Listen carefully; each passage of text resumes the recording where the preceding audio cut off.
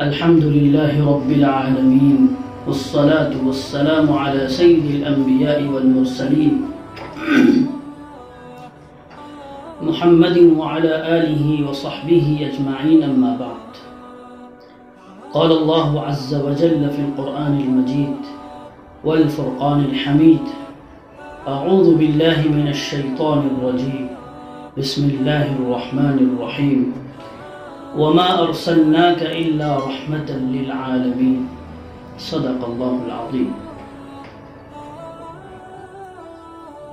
Stage پر رونق افروز علماء کرام و دانشوران اعظام اور اس قافلے کے امیر اور رہبر جناب قاری ادریس صاحب دامت برکاتہم اور آپ کے جمیع ارکان و ذمہ دار اور تمام رفقاء اور سامعین کرام، السلام علیکم ورحمۃ اللہ وبرکاتہ۔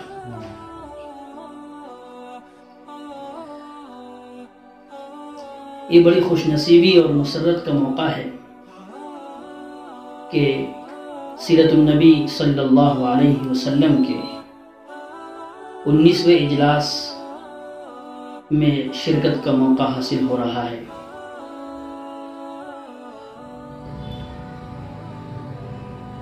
اس موضوع، اس کی خوش نصیبی اور اس کی خوش نصیبی کے لیے یہی کافی ہے کہ اس کا موضوع سیرت النبی صلی اللہ علیہ وسلم ہے، جو تمام موضوعات سے بہت خوب ہے، بہت اچھا ہے، بہت بہتر ہے۔ اس سے بڑھ کر کوئی موضوع نہیں ہے۔ اور مزید خوشی کی بات یہ ہے کہ آج کے ایسے پرفتن اور پرآشوب دور میں کہ جہاں پر ہر طرف فتنے ہی فتنے ہیں اور گناہوں کا ایک ماحول بنا ہوا ہے، لیکن وہیں پر اللہ پاک کی تخلیق کردہ جو نعمت ہے آج کے دور کی، وہ انٹرنیٹ ہے کہ ایک ایسی نعمت کبریٰ اللہ پاک نے اس زمانے کو عطا فرمائی ہے، اور یہ ترقی یافتہ دور جسے کہا جاتا ہے کہ منٹوں میں اور لمحوں میں آدمی ایک دوسرے سے بات کرتا ہے، اور صرف صوتی یا آڈیو بات ہی نہیں کرتا، بلکہ ویڈیو اور حرکتوں سکنات کی ساری چیزیں ایک دوسرے کو دکھائی دیتی ہے۔ یہ صرف اور صرف اللہ کی قدرت کا شاہکار ہے۔ قرآن پاک میں اللہ نے فرمایا ہے: اعوذ باللہ من الشیطان الرجیم بسم اللہ الرحمن الرحیم وَيَخْلُقُ مَا لَا تَعْلَمُونَ۔ مفسرین فرماتے ہیں اس کا ترجمہ یہ ہے کہ وہ ایسی چیزیں پیدا کرے گا جس کے بارے میں تمہیں علم بھی نہیں ہوگا۔ اور مفسرین فرماتے ہیں کہ آج کی جتنی ٹیکنالوجی ہے، جتنی ترقی یافتہ شکلیں ہیں چیزوں کی، یہ ساری کی ساری اس میں شامل ہیں۔ تو اس عملے نے اس انٹرنیٹ کے مضبوط ذریعے کو خیر کے کام میں استعمال کر کے، کہ جہاں پر اسی ذریعے کو اور اسی انٹرنیٹ کو کیسے گناہوں کے لیے استعمال کیا جا رہا ہے، اللہ کی نافرمانیاں ہو رہی ہیں، حضور اکرم صلی اللہ علیہ وسلم کی سنتوں کا مذاق اڑایا جا رہا ہے، لیکن وہیں پر یہ بہت بڑی پیش رفت ہے اور یہ بہت بڑا کام ہے کہ اسی چیز کو خیر کا ذریعہ بناتے ہوئے خیر کے فروغ کے لیے اور خیر کو رواج دینے کے لیے اس کا استعمال ہو رہا ہے۔ یہ ہر کسی کے بس کی بات نہیں ہے، بلکہ اللہ جس کو توفیق دے، اللہ اسی سے کام لیتا ہے۔ محترم سامعین، آج ہم دیکھ رہے ہیں کہ مادی اعتبار سے، دنیاوی اعتبار سے دنیا بڑی ترقی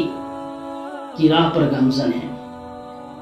کہ چیزوں میں بدلاؤ، سامان میں بدلاؤ، شکلوں میں بدلاؤ، اور یہ جو چیز آج انٹرنیٹ استعمال ہو رہا ہے یہ بھی اسی کی شکل ہے، ترقی یافتہ شکل ہے۔ اتنی ترقی ہو رہی ہے کہ آدمی سوچ بھی نہیں سکتا تھا کہ اتنی ترقی ہو جائے گی، کہ آج جو سہولتیں ایک فقیر کو اور ایک غریب کو حاصل ہے وہ سہولتیں پچھلے زمانے میں بادشاہوں کو بھی حاصل نہیں تھی۔ لیکن دوسرا پہلو یہ ہے کہ جتنی ترقی ہوئی ہے اور ہو رہی ہے، اس کا دوسرا افسوسناک پہلو اور المناک اور دردناک پہلو یہ ہے کہ اتنی ہی ہمارے اخلاق میں اور ہمارے معاشرے میں خرابی اور فساد پیدا ہوا ہے۔ اور آج کی ہماری اس موضوع کا اس عنوان اور ہماری اس گفتگو کا موضوع یہی ہوگا کہ سیرت النبی صلی اللہ علیہ وسلم اور ہمارا معاشرہ، کہ آئے دن سننے کو ملتا ہے اور آئے دن خبریں دیکھنے کو ملتی ہیں، پڑھنے کو ملتی ہیں کہ کہیں پر لوٹ کھسوٹ کا ماحول گرم کیا گیا، کہیں پر ڈاکے ڈالے گئے، کہیں پر جائیدادیں ہڑپ کی گئی، کہیں پر ایک معصوم بچی کے ساتھ ریپ کر دیا گیا، کہیں پر معاشرے کی خرابی کا تو یہ کہنا کہ کہیں پر ایک بھائی نے اپنی بہن کے ساتھ منہ کالا کیا، اور کہیں پر ایک باپ نے اپنی بیٹی کے ساتھ ملوث ہو کر اپنے آپ کو داغدار کیا۔ یہ ہمارا معاشرہ ہے کہ جس کو ہم معاشرہ کہتے ہیں، سوسائٹی کہتے ہیں، وہ اتنا برا اور اتنا بگاڑ کا، انتشار کا حامل ہو گیا ہے، اور اتنی برائیاں عام ہوتی چلی گئی ہیں کہ ایک صاحب ضمیر انسان، ایک زندہ دل انسان اس معاشرے کو سچا، پاکیزہ اور صاف معاشرہ نہیں کہہ سکتا، کیونکہ صاف معاشرہ، نیک معاشرہ، صالح معاشرہ، اس کے اصول الگ ہیں، اس کے قوانین الگ ہیں، اور اس کا طرز زندگی الگ ہے، اور اس میں بسنے والے انسانوں کی اخلاق، ان کی روایات اور ان کا رہن سہن اور ان کا برتاؤ اور ان کا لوگوں سے میل جول اور ان کا آپس میں ملنا یہ الگ ہے۔ لیکن آج کا جو معاشرہ ہے وہ اس سے بالکل میل نہیں کھاتا۔ اسی طریقے سے معاملات میں بگاڑ ہے، دھوکہ دھڑی، فریب، فراڈ، رشوت، سود اور نہ جانے کتنی بیماریاں ہیں، اخلاقی بیماریاں اور ایسے امراض اور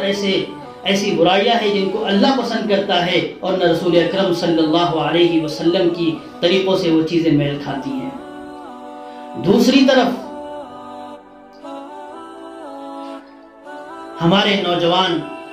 لڑکے اور لڑکیاں موبائل کے آزادانہ استعمال سے بے قابو ہوتے چلے جا رہے ہیں، اور ان کے درمیان حجابات ختم ہوتے چلے جا رہے ہیں، اور راتوں میں بیٹھ کر، تنہائیوں میں بیٹھ کر موبائل کے استعمال نے ان کو بالکل بے حیا بنا دیا ہے، بے شرم بنا کے رکھ دیا ہے۔ یہ وہ ساری خرابیاں ہیں جو آج ہمارے معاشرے میں پائی جاتی ہے، اور جو بھی ایسا اس طریقے کا معاشرہ جہاں بھی پایا جائے گا وہاں کے انسانوں کو کبھی سکھ نہیں مل سکتا، کبھی اطمینان کی زندگی وہ نہیں جی سکتے۔ تو اب اس معاشرے کو کیسے خوشگوار بنایا جائے اور کیسے اس معاشرے کو نیک، صالح اور پاکیزہ بنایا جائے؟ تو یاد رکھا جائے کہ اس معاشرے کو صالح اور پاکیزہ بنانے کا صرف اور صرف ایک حل ہے، ایک طریقہ ہے، اور وہ سرکار دو عالم تاجدار مدینہ حضرت محمد صلی اللہ علیہ وسلم کی مبارک زندگی اور ان کے زمانے کا معاشرہ ہے۔ تاریخ پر نظر ڈالی جائے تو ہمیں صاف نظر آتا ہے کہ جس وقت میں، جس زمانے میں حضور اکرم صلی اللہ علیہ وسلم کی بعثت ہوئی اور آپ کو نبی بنا کر بھیجا گیا، اس زمانے میں بھی معاشرہ بڑا خطرناک اور بڑی خرابیوں سے گزر رہا تھا، کہ جسے زمانے جاہلیت کہا جاتا ہے۔ اور حضرت جعفر طیار رضی اللہ تعالیٰ عنہ نے اس معاشرے کی تصویر شاہ حبش کے سامنے اس طریقے سے کھینچی اور بہت بہترین انداز میں کھینچی کہ اس تصویر میں ساری باتیں سامنے آ گئیں۔ انہوں نے فرمایا تھا، اے بادشاہ کہ ہم ایسی قوم تھی کہ جو مردار کھایا کرتے تھے، ہم بیہودہ باتیں بکا کرتے تھے، ہم میں انسانیت نام کی چیز نہیں تھی، ہم نجاست آلود نجاست آلود تھے، ہم پر جو ہے ہم گندے رہتے تھے، ہمیں رہنے کا سلیقہ نہیں آتا تھا، ہمیں جینے کا سلیقہ اور ڈھنگ نہیں معلوم تھا، اور اسی طریقے سے کہ ہماری بچیوں کو ہماری قوم میں اس طریقے سے رواج تھا کہ جب بچیاں ہوتی تھی تو اس کو پیٹ کے اندر ہی مار دیا جاتا تھا، اور جو بچی زندہ باہر آتی تھی اس کو زندہ درگور کر دیا جاتا تھا۔ اور اس جگہ علامہ شبلی نعمانی رحمۃ اللہ علیہ نے لکھا ہے، فرماتے ہیں کہ بتوں پر آدمیوں کی قربانیاں دی جاتی تھی، ان کے نذرانے چڑھائے جاتے تھے، کہ پتھر کے بت کے لیے ایک جاندار آدمی کو قربان کر دیا جاتا تھا، اور باپ کی منکوحہ، باپ کی بیوی بیٹے کو وراثت میں ملا کرتی تھی، اور یہی تک نہیں بلکہ سگی بہنوں سے بھی نکاح جائز تھا۔ ایسی گندی اور ایسی خراب عادتیں اور ایسی خطرناک بیماریاں اس زمانے میں، جس وقت ہمارے نبی حضور اکرم صلی اللہ علیہ وسلم کی بعثت ہوئی ہے، آپ صلی اللہ علیہ وسلم کے زمانے میں اس طریقے کا معاشرہ موجود تھا۔ لیکن قربان جائیے اس ذات عالی پر کہ جس نے 23 سالہ 23 ایئرز میں پورے معاشرے کو بلکہ پورے جزیرۃ العرب کو بدل کے رکھ ڈالا، اور ایسی محنت فرمائی ہے اور ایسا کام کیا ہے کہ پھر ایسا معاشرہ تیار ہوا اور ایسے لوگ بنے اور ایسے لوگ تیار ہوئے کہ پھر رہتی دنیا تک انسانیت ویسی مثال پیش کرنے سے قاصر ہے۔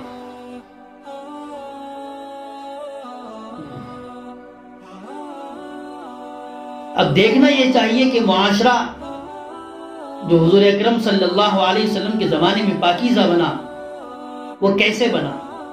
کیا گر تھے، کیا طریقے، کیا انداز، کیا پرنسپل، کیا اصول، کیا قوانین اور کیا نظام اللہ کے نبی صلی اللہ علیہ وسلم نے بنا کے اس معاشرے کو بنایا ہے۔ تو آج کی اس گفتگو کو 6 نکاتی پروگرام اور 6 نکات پر جو ہے سمجھا جا سکتا ہے، تاکہ سمجھنے میں آسانی ہو کہ حضور اکرم صلی اللہ علیہ وسلم نے معاشرے کی اصلاح کے لیے سب سے پہلا جو قدم اٹھایا ہے وہ اس زمانے کے لوگوں اور اس زمانے کے افراد اور صحابہ اکرام رضی اللہ عنہم اجمعین، جن کو ہم اس جماعت سے صحابہ اکرام کے نام سے یاد کرتے ہیں، ان کے دلوں کو حضور اکرم صلی اللہ علیہ وسلم نے پہلے تیار کیا، اور ان کے دلوں میں ایمان اور یقین کی اس سرمایہ کو مضبوط کیا، ان کے دلوں میں اللہ کی محبت بھری، ان کے دلوں میں اللہ کی محبت کوٹ کوٹ کر بھر دی، اور ان کے دلوں میں حضور پاک صلی اللہ علیہ وسلم کی سنت سے محبت پیدا فرمائی، اور اسی طریقے سے ان کے دلوں میں یہ بات راسخ فرما دی، ان کے دلوں میں یہ بات راسخ فرما دی کہ میں نیک کام کرو گے تو اللہ کے پاس سے وعدہ ہے، اللہ کے یہاں سے خوشخبری ہے، اللہ کے یہاں انعام ملنے والا ہے، اور اگر برا کام کرو گے اور خراب کام کرو گے تو ایسی صورت میں اللہ کے پاس سے وعیدیں ہیں، اللہ پاک کل سزا دینے والے ہیں۔ تو یہ یقین کی ایسی حالت ان کی ہوئی، اور ایسا ان کا ایمان اور ایسا یقین ان کا مضبوط ہو گیا، اللہ سے ایسی محبت ہو گئی کہ پھر ایمان کے بارے میں کہا جانے لگا ان کے کہ پہاڑ ہل جائے ہل سکتا ہے لیکن ان کا ایمان ڈگمگا نہیں سکتا۔ ایک صحابی کہتے ہیں کہ میں اپنے دائیں جانب جنت دیکھتا ہوں، میں اپنے بائیں جانب جہنم دیکھتا ہوں، اور ایسا لگتا ہے کہ میں پل صراط پر کھڑا ہوا ہوں۔ اس طریقے سے ایمان انہوں نے مضبوط کر دیا تھا۔ یہی چیز تھی کہ اللہ کا خوف، اللہ کا ڈر، اللہ کی خشیت اور اللہ کی حضوری ان کو اللہ کی نافرمانی سے روکتی تھی، اور حضور اکرم صلی اللہ علیہ وسلم کی نافرمانی سے روکتی تھی۔ اور اگر معاشرے کو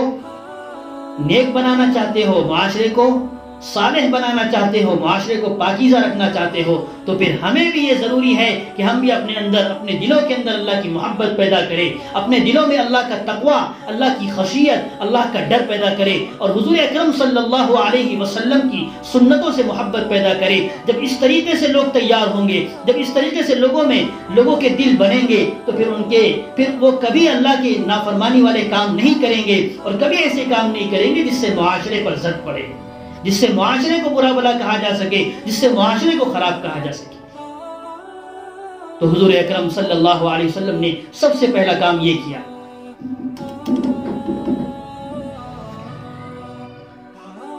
دوسرا قدم جو حضور اکرم صلی اللہ علیہ وسلم نے معاشرے کی اصلاح کے لیے اٹھایا ہے، وہ اس زمانے کے لوگوں کے دلوں میں احساس جواب دہی پیدا کر دیا. احساس جواب دہی کہ انسانوں کی تربیت فرمائی اس بات پر کہ تمہیں کل آخرت میں اپنے ہر عمل کا حساب دینا ہے، کہ تم آزاد نہیں ہو. تم اپنے کھانے میں، پینے میں، رہن میں، سہن میں، معاملات میں، معاشرت میں، اخلاقیات میں، تم کسی چیز میں آزاد نہیں ہو، بلکہ تم کو اللہ کے یہاں ہر چیز کا حساب دینا ہے. اور جب یہ چیز ان کے اندر یہ احساس جاگا، جب یہ احساس پیدا ہوا، تو پھر معاشرہ پاکیزہ بنا. پھر ہر ایک کے اندر اللہ کا خوف.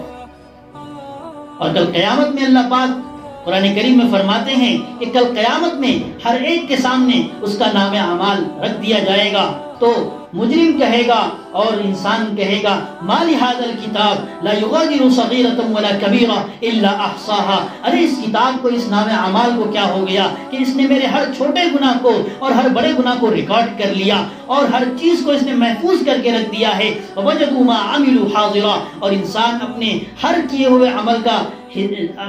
ہوئے عمل کو وہاں پر پائے گا اور وہاں پر دیکھے گا کہ میں نے یہ اس وقت یہ کیا تھا، فلا وقت یہ کیا تھا، فلا وقت یہ کیا تھا. ولا یظلم ربک احدا. اور تمہارا رب ظالم نہیں ہے. جیسے یہ ریکارڈ ہو رہی ہے ویڈیو، اور جیسے آپ کے سامنے یہ چیز ریکارڈ ہو رہی ہے، اسی طریقے سے ہمارے ہر عمل جو ہے اللہ کے یہاں ریکارڈ ہو رہا ہے.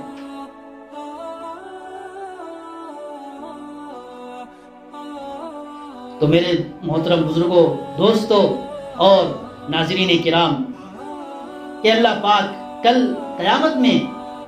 ایک اور چیز جو انسان کو حیران کرنے والی ہوگی کہ اللہ پاک قرآن میں فرماتا ہے اقرأ کتابک، کہ کل خود نام اعمال انسان کے حوالے کر دیا جائے گا اور اس سے کہا جائے گا لے تیرا نام اعمال کفا بنفسک اليوم علیک حسیبا. اور آج تو خود اپنا حساب کر لے. تیرے سامنے پوری زندگی کا خلاصہ ہے، پورا نچوڑ ہے. فَمَنْ يَعْمَلْ مِثْقَالَ ذَرَّةٍ خَيْرًا يَرَهُ وَمَنْ يَعْمَلْ مِثْقَالَ ذَرَّةٍ شَرًّا يَرَهُ. کہ جس نے ذرا سی بھی نیکی کی ہوگی وہ وہاں پر اس کو پائے گا، اور جس نے ذرا سی بھی جو ہے اگر گناہ کیا ہوگا وہ وہاں اس کو دیکھ لے گا. تو جب احساس جواب دہی پیدا ہو گیا کہ ڈر آخرت کا خوف پیدا ہوا کہ میرے ہر عمل کا حساب ہونا ہے. ثم لتسألن يومئذ عن النعیم، کہ اللہ پاک ہر نعمت کا حساب کریں گے. تجھے آنکھ دی تھی، کان دیے تھے، تجھے دماغ دیا تھا، اتنا بڑا بدن دیا تھا، جسم دیا تھا، خوبصورتی دی تھی، تو نے اس کو یہ کہاں لگایا؟ تو نے میرے رضامندی والے اعمال میں لگایا ہے یا تو نے ان اعضاء سے، ان چیزوں سے جو ہے نافرمانی کی ہے. تو جب یہ چیزیں ایک انسان کے اندر اور لوگوں میں اور ہم میں جب یہ چیز پیدا ہوگی تو ہمارا معاشرہ خود بخود صالح بنے گا، خود بخود نیک بنتا چلا جائے گا. تو دوسرا قدم جو اٹھایا وہ احساس جواب دہی، کہ ہم میں احساس جواب دہی ہو. اور جب یہی چیز ہوگی تو پھر انسان ایک دوسرے کا حق مارنے کے لیے ڈرے گا. آج ہمارے ذہنوں سے یہ احساس ختم ہو گیا ہے، آج ہمارے ذہنوں سے یہ چیز ختم ہو گئی ہے کہ ہمیں اللہ کے سامنے کھڑا ہونا ہے، اللہ کے سامنے اپنی زندگی کا جواب دینا ہے. تو ایسی صورت میں یہ ہو رہا ہے کہ پھر ہم کسی کو گالی دیتے ہیں، ہم کسی کی زمین ہڑپ جاتے ہیں اور کسی کو ناحق مار دیتے ہیں، ظلم کرتے ہیں، لیکن ہمارے کان پر جو نہیں رینگتی. وجہ اس کی یہ ہے کہ ہمارے سامنے آخرت کا ڈر نہیں ہے، ہمارے سامنے آخرت کا منظر نہیں ہے.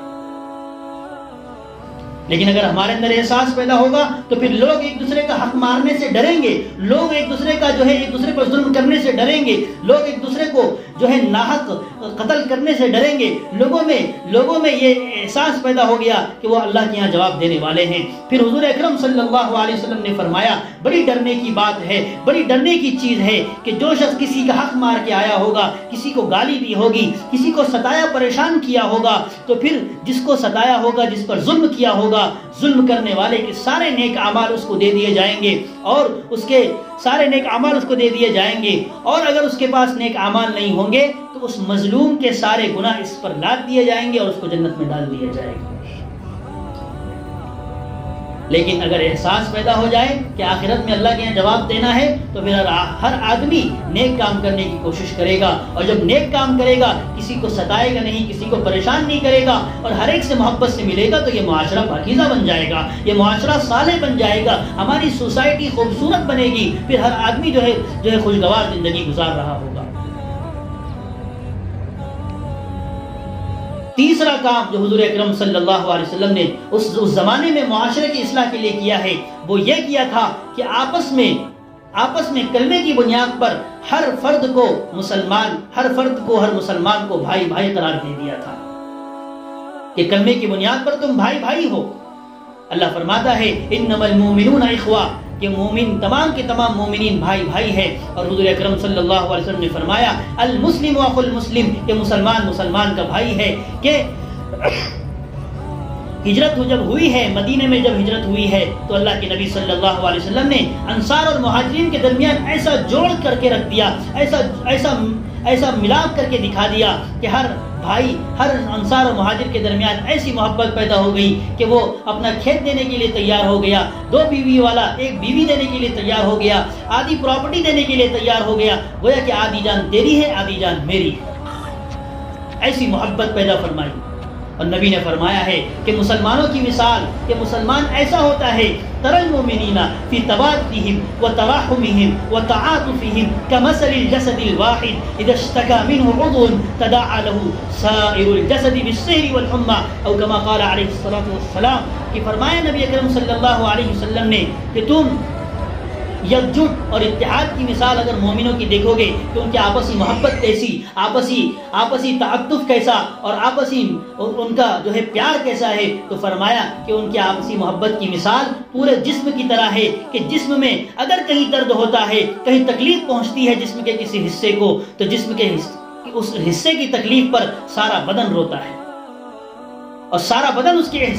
کی تکلیف کو محسوس کرتا ہے۔ اسی طریقے سے اگر ایک مسلمان کو جب تکلیف ہو رہی ہے اور ایک فرد خاندان کو تکلیف ہو رہی ہے، اگر ہمارے دلوں میں ویسی محبت ہوگی اور آپسی بھائی چارہ ہوگا، آپسی جو ہے اخوت اور محبت ہوگی، تو پھر ہم تڑپ جائیں گے، ہم مچل جائیں گے، اور جب تک اس کی مدد نہیں کر لیتے، جب تک اس کا حال چال نہیں پوچھ لیتے، ہم خاموش نہیں بیٹھ سکیں گے۔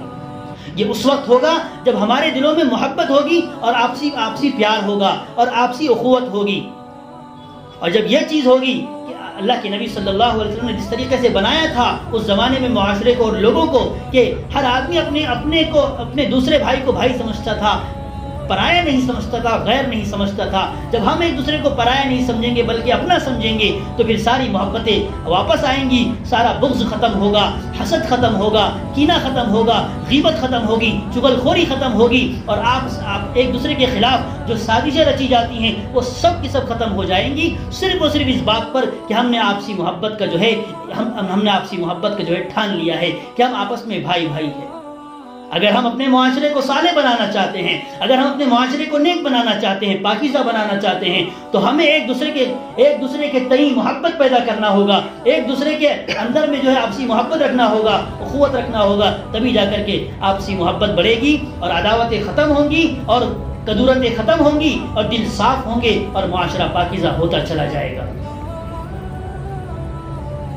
چوتھا پوائنٹ اور چوتھا نقطہ جو اس زمانے کے معاشرے کی اصلاح اور اس زمانے کی پاکیزگی کا نشان ہے اور علامت ہے، وہ یہ کہ حضور اکرم صلی اللہ علیہ وسلم نے تربیت اولاد کی ذمہ داری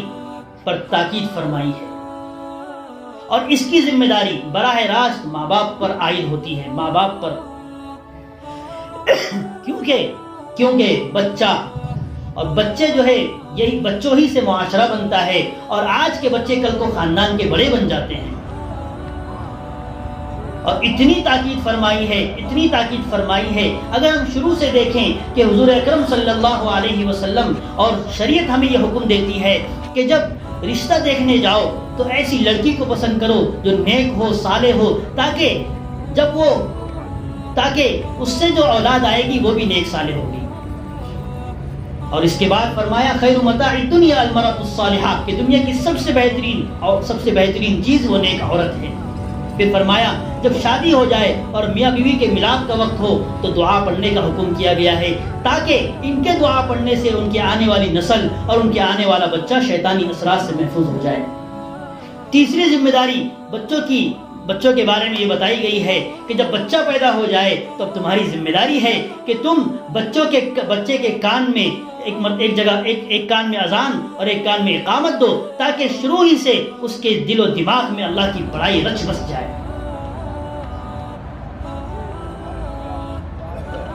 کیونکہ یہی بچے اصل معاشرہ ہے۔ اگر بچوں کی تربیت شروع سے کی جائے گی، بچپن سے بچوں کی تربیت کی جائے گی اور ان کی تربیت کی طرف دھیان دیا جائے گا، اور کہا جاتا ہے کہ ماں کی گود بچے کا پہلا مدرسہ ہوتی ہے۔ اور حضور اکرم صلی اللہ علیہ وسلم نے فرمایا کہ باپ کا اپنے بیٹے کو دیا ہوا سب سے افضل ہدیہ، سب سے افضل عطیہ، سب سے بہترین گفٹ مال میں لے کر جانا اور گاڑیوں پر گھمانا اور سیر و تفریح کے لیے لے جانا نہیں ہے، بلکہ باپ کا سب سے بہترین گفٹ اپنی اولاد کے لیے تربیت ہے۔ اس لیے ماں باپ کی ذمہ داری ہے کہ وہ بچپن سے اپنے بچے کی تربیت کا بیڑا اٹھائے اور اپنے بچے کی تربیت کا اہتمام کرے۔ تربیت کے لیے مدارس ہے، مکاتب ہے اور علماء کرام ہیں، اور اپنے محلے کے جو بزرگ ہیں ان کے پاس بھیج سکتے ہیں اور ان کی تربیت کا اہتمام کر سکتے ہیں، اور بچوں کو شروع ہی سے توحید کے بول بولے جائے، شروع سے اللہ کے نبی صلی اللہ علیہ وسلم کی سیرت بتائی جائے اور حضور صلی اللہ علیہ وسلم کے صحابہ کی سیرت بتائی جائے، تاریخ اسلام سے واقفیت کرائی جائے اور اپنی شناخت کے بارے میں بتایا جائے کہ تم مسلمان ہو، تم کو اللہ پاک نے مسلمان بنا کر پیدا فرمایا ہے اور تم کو مسلمان بنا کر پیدا کیا ہے، اور تم بہت بڑی دولت لے کر اس دنیا میں آئے ہو۔ اس طریقے سے بچوں کو جب سمجھایا جائے گا، اور بلکہ حضور پاک صلی اللہ علیہ وسلم نے تربیت کا جو مرحلہ بتایا ہے کہ نماز کا حکم 7 سال کی عمر میں دینا ہے، اور 10 سال کی عمر میں ہلکی مار مارنا ہے، اور 15 سال کی عمر میں بچہ جوان ہو کر نماز اس پر فرض ہو جاتی ہے۔ یہ اس لیے ہے تاکہ تم 7 سال سے بچے کو پابند بناؤ گے نماز پڑھنے کا، تو 15 سال کا ہونے تک وہ بچہ عادی ہو جائے گا اور بچہ اپنی ذمہ داری کو سمجھ کر نماز پڑھنے والا بن جائے گا۔ لیکن آج ہمارے لیے افسوس کی بات ہے کہ آج بچہ 16 سال کا ہو جاتا ہے، 20 سال کا ہو جاتا ہے، لیکن ہم اس کے باوجود بھی ہم اس کو نماز کی طرف راغب نہیں کرتے، ہم اس کو دین کے اوپر چلنے کی طرف راغب نہیں کرتے اور اسلام کی تعلیمات کو فالو کرنے کی طرف راغب نہیں کرتے، اور یہ کہتے ہیں کہ ابھی تو بچہ ہے۔ یاد رکھیے یہی بچہ کل جوان ہوگا۔ اگر آپ نے تعلیم نہیں دی، اگر آپ نے اس کو اسلام نہیں سکھایا، اگر آپ نے اس کو شریعت کے حدود نہیں بتائے، اگر آپ نے اس کو اس کی صحیح تربیت نہیں کی، تو کل یہی بچہ کئی خرابیاں اس کے اندر پیدا ہو جائے گی۔ کل یہی بچہ اپنے خواہشات کا غلام بن جائے گا، کل یہی بچہ جوان ہو کر پورے معاشرے کو بگاڑنے والا بن جائے گا، کل یہی بچہ جوان ہو کر جوئے خانوں میں ملے گا، شراب خانوں میں ملے گا اور جتنی گندی جگہ ہیں وہاں پر ملے گا، اور اس کی وجہ یہ ہوگی کہ بچپن میں ہم نے تربیت نہیں کی۔ تو معاشرہ اس وقت پاکیزہ ہوگا کہ آج نوجوان جو بے راہ روی کا شکار ہے، آج نوجوان لڑکے اور لڑکیاں جو بے راہ روی کا شکار ہے، وہ ہمارے آپ کی تربیت کی نہ کرنے کی وجہ سے ہے۔ اگر ہم بچپن میں تربیت کر دیے ہوتے، اگر ہم بچپن میں دین اسلام کو سکھا دیے ہوتے، اللہ کا دین ان کو سمجھاتے اور ان کو حرام حلال کی تمیز بتاتے اور اپنے پڑوسیوں کے حقوق بتاتے، اسی طریقے سے ماں باپ کے حقوق بتاتے، تو آج یہ بچے اپنے پڑوسیوں کا اور اپنے رشتہ داروں کا حق ادا کرتے، ان کا اکرام کرتے، ان کی تعظیم کرتے۔ یہ تو بہت دور کی بات ہے کہ وہ پڑوسیوں کا اکرام کرے اور اپنے رشتہ داروں کا اور رشتہ داروں میں بڑوں کا احترام کرے، بلکہ آج کی اولاد اور آج کی نسل اور آج کے نوجوان تو ایسے ہیں جو اپنے باپ کو دھکے دیتے ہیں، اپنی ماں کو گالی دیتے ہیں، اپنی بہن کو ڈانٹتے ڈپٹتے ہیں، اور یہ صرف تربیت نہ کرنے کی وجہ ہے کہ بچپن میں تربیت نہیں کی، آج اس کا بھگتان بھگتنا پڑ رہا ہے۔ اس لیے معاشرے کو پاکیزہ کرنا ہے، معاشرے میں صفائی لانا ہے اور نیک صالح معاشرہ بنانا ہے، تو ہمیں بچپن سے بچوں کی تربیت پر دھیان دینا ہوگا۔ اگر بچوں کی تربیت پر دھیان دے دیا تو پھر جس طریقے سے پہلے اسلاف کے واقعات آئے ہیں اور پہلے زمانے میں ہوا ہے کہ جتنے بڑے علماء اور اولیاء اللہ، اکثر اولیاء اللہ جتنے بھی ہوئے ہیں، ساروں کے پیچھے اپنی ماں کی تربیت ہے۔ اسی طریقے سے 5واں پوائنٹ جو حضور اکرم صلی اللہ علیہ وسلم نے معاشرے کی پاکیزگی کا بتایا ہے وہ اصلاح خواتین، کہ خواتین یہ بہت کلیدی کردار ادا کرتا ہے خواتین کی اصلاح، کہ اگر خواتین بنی ہوگی، ایک خاتون کا بننا پورے خاندان کا بننا ہے، اور ایک خاتون کا بگڑنا پوری نسل کا بگڑ جانا ہے۔ اس لیے حضور اکرم صلی اللہ علیہ وسلم اپنے زمانے میں ہفتے میں ایک دن خواتین کے یہاں جا کر تقریر فرمایا کرتے تھے اور ان کو دین اسلام سمجھاتے تھے، اور عیدین کے موقع پر جاتے تھے، ان کو خطاب فرماتے تھے۔ اسی طریقے سے ایک مرتبہ اللہ کے نبی صلی اللہ علیہ وسلم نے خطاب فرمایا اور کہا کہ صدقہ خیرات کیا کرو، کیونکہ اکثر عورتوں کو میں نے جہنم میں جلتے دیکھا ہے۔ تو عورتوں نے پوچھا یا رسول اللہ اس کا کیا سبب ہے؟ تو فرمایا کہ تم میں 2 بڑی خرابیاں ہیں، ایک تو تم لان تان بہت کرتی ہو، اور دوسرے فرمایا کہ تم شوہر کی نافرمانی کرتی ہو، کہ شوہر زندگی بھر اس کے سارے جو ہے خرچے پورے کرتا ہے، سارے نخرے اٹھاتا ہے، لیکن کہیں اگر ایک مرتبہ اس کو آخری عمر میں بھی اگر عورت کو جو ہے اس کی مرضی کے خلاف ہو جائے تو عورت جھٹ سے کہتی ہے کہ میں نے زندگی بھر تم سے کبھی خیر نہیں دیکھی، زندگی بھر مجھے کبھی تم نے جو ہے میرا خیال نہیں رکھا۔ اس ناشکری کی وجہ سے اللہ کے نبی صلی اللہ علیہ وسلم فرما رہے ہیں کہ میں نے زیادہ سے زیادہ عورتوں کو جو ہے جہنم میں جلتے دیکھا ہے، اور یہی خواتین ہیں۔ اگر خواتین کی اصلاح ہوگی تو یہی خواتین، جیسے کہ کہا گیا کہ یہ ماں یہ بچوں کی گود ہوتی ہے، پہلا مدرسہ ہوتی ہے، اگر یہ اصلاح کرے گی تو معاشرہ خوبصورت بنے گا، معاشرہ خوبصورت بنے گا۔ اور فرمایا کہ جو ہے آج کا جو معاشرہ خراب ہو رہا ہے اس میں کہیں نہ کہیں ہماری بہنوں کا بھی جو ہاتھ ہے، کہ آج خواتین کے ایسے ڈریس کے ایسے چست لباس ہو گئے ہیں، اور ایسے کپڑے ہو گئے ہیں، اور ایسی جو ہے ان کا پہناوا ہو گیا ہے کہ نہ چاہتے ہوئے بھی مرد دیکھ لیتا ہے۔ یہ صرف اور صرف ہماری جو ہے کوتاہی ہے۔ کیا مجال کہ اگر کوئی شخص شرعی پردے میں باہر نکلے، کیا مجال کہ اگر کوئی اللہ کے نبی صلی اللہ علیہ وسلم کے بتائے ہوئے طریقے پر زندگی گزارے اور باہر نکلے اور پورے حجاب کے ساتھ باہر نکلے، تو ایک زانی سے زانی مرد اور لڑکا بھی اس کو دیکھنے کو جو ہے بار بار سوچتا ہے کہ دیکھوں کہ نہیں دیکھوں۔ تو موقع ہم نے دیا، اس لیے ہماری ذمہ داری ہے کہ ہم اسلام کو صحیح طریقے سے فالو کریں، ہم اسلام کو مکمل طریقے سے فالو کریں۔ صرف نام کا رکھ لینا اسلام نہیں ہے، نام کا رکھ لینا مسلمان نہیں ہے۔ اللہ کے یہاں تو یہ ہے کہ اللہ چاہتا ہے، اللہ تو یہ چاہتے ہیں کہ پوری زندگی میں تمہاری اسلام ہو اور 24 گھنٹے کی زندگی میں تمہارا دین ہو۔ اس لیے اگر معاشرے کو پاکیزہ کرنا ہے، معاشرے کو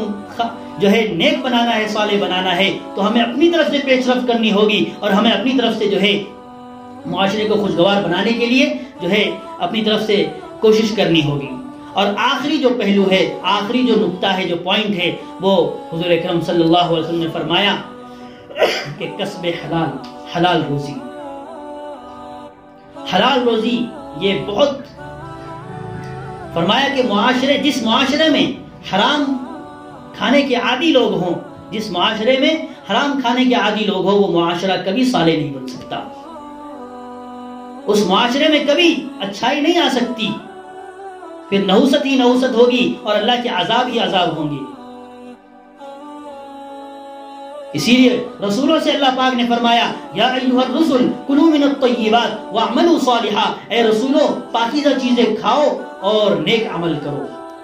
اس سے صاف اشارہ ملتا ہے کہ نیک عمل کرنے سے اور نیک کھانے سے، نیک حلال کمانے سے، حلال کھانے سے ہی زندگی بنے گی اور معاشرہ پاکیزہ ہوگا۔